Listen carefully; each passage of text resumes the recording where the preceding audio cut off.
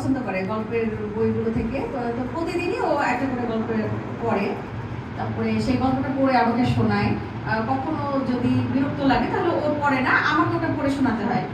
তো এটা আমাদের প্রতিদিনেরই একটা কাজ।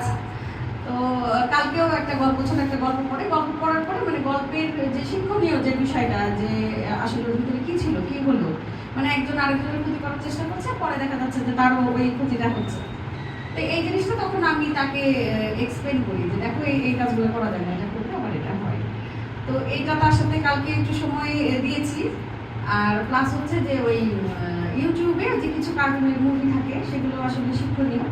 তো ওই একটা মুভি কালকে আমি যেহেতু আমি বললাম যে কি কি এখানে শিখেছি, তখন বলছে যে আম্মু তাহলে আমি রাতে হচ্ছে একটা মুভি দেখবো।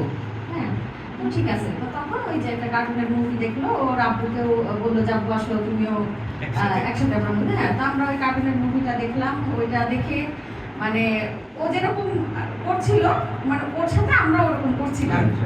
তো যেটা আসলে অন্য সময় করা হয় না, মানে একটা একটা ইয়ে দেখে খুব হাসে যখন, আমাদের তো ওগুলো দেখে হাসি আসে না। কিন্তু কালকে যেটা করেছি সেটা হচ্ছে যে ওই যেটা দেখে হাসছিল আমরাও চেষ্টা করি। হ্যাঁ, ওই চেষ্টা করছিলাম, ওটা দেখে আমার বাবু হাসছিল, আমি হাসছিলাম। আর অন্য সময় হয় কি, ও কার্টুন দেখে, আমরা হয়তো মোবাইলই দেখি, কিন্তু ওর সাথে কার্টুনটা চলে, কিন্তু আমরা মোবাইলটাই দেখি। কার্টুনটা আসলে উপভোগ করা হয় না, কিন্তু ওর কাছে থেকে মনে হয় যে আমরা কার্টুন দেখছি, আসলে কার্টুনটা দেখা হয় না। কিন্তু কালকে আমরা আসলে কার্টুনটা দেখেওছি, আমরা উপভোগও করেছি, মানে আসলে কার্টুনটা ভালো লেগেছে।